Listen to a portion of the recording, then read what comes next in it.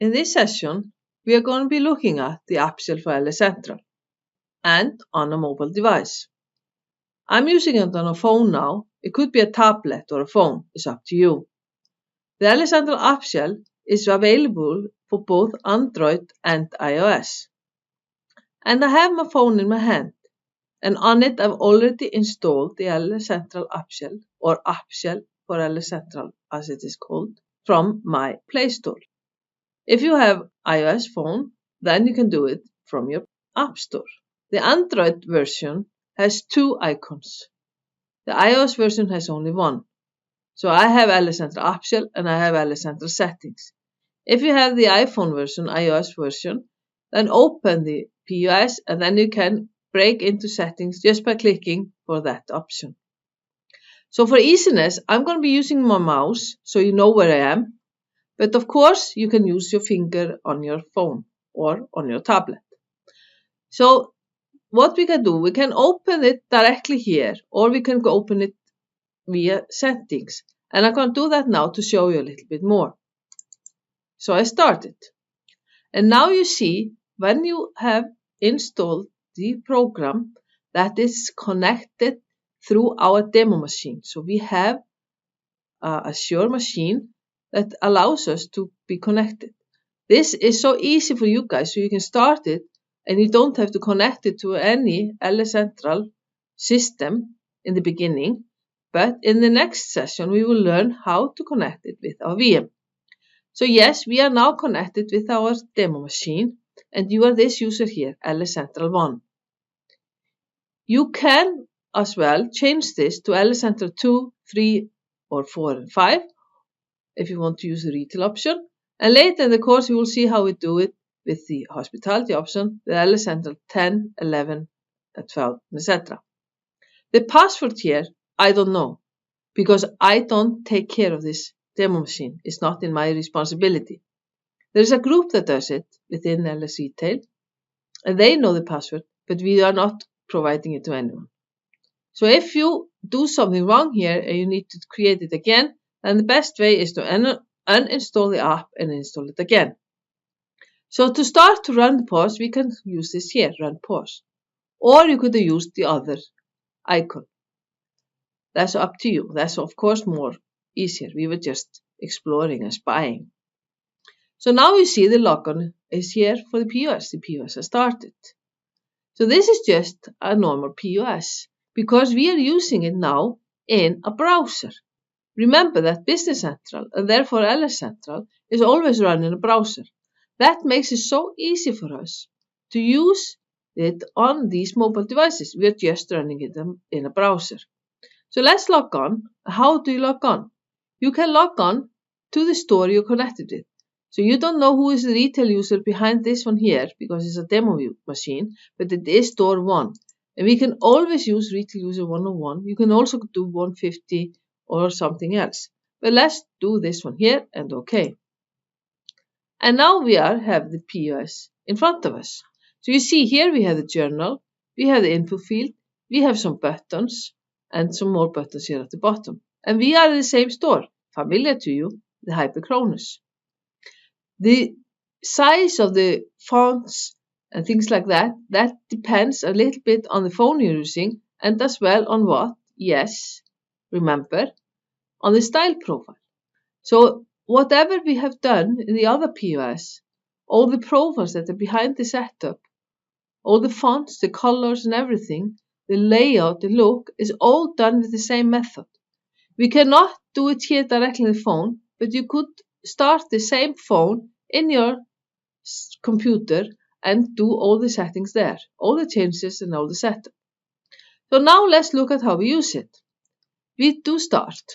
And how do we sell? We have 3 options. One option is to use the item number field. And now we can sell item 50,000 by keying in its name and go, find the briefcase, and here it is. Another option is to use the catalog. So here I have prepared in demo data some items you can sell. The bag Linda, sunglasses, cream, and etc. And if you go back, you have it all in your journal. The third option is to use the scanner. And either you have a mobile device that has an inbuilt scanner, or like a cradle or something like that, or if you have the phone as I have now, you can use the camera to scan. So let's press the scan button here, and then I'm going to use it to scan the item barcode. Shall we do it again with another one? Yes, it was rather quick, so take a notice. I do scan, and I'm scanning. That's how easy it is. And now I sold 2 items. So they are on offer if you sell them both. So we got 20% discount. But remember, what did we do with the other POS? Of course, it is the same POS, just different look. What did we do to change discount?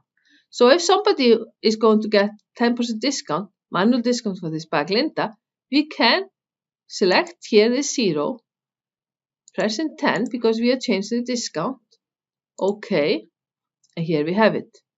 If somebody is going to buy 2 sunglasses of the same type, we can be in the quantity column, do the same thing, select it, change the quantity. Okay, that's how easy it is. And now you see we got the offer that if we buy 2 sunglasses, we get 12% discount. That's how easy it is. How do we finish a sale? There is no total.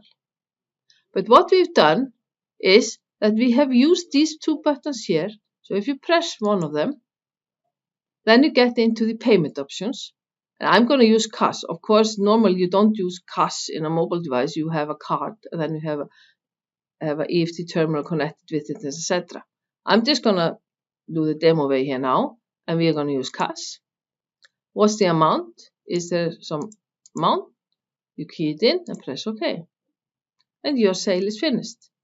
The app shell for Android has the option to have a possibility to print the receipt as a virtual receipt here. But of course, we can change the setup and set it up with hardware station and have it on a real printer. But this is fine for now. Let's do OK.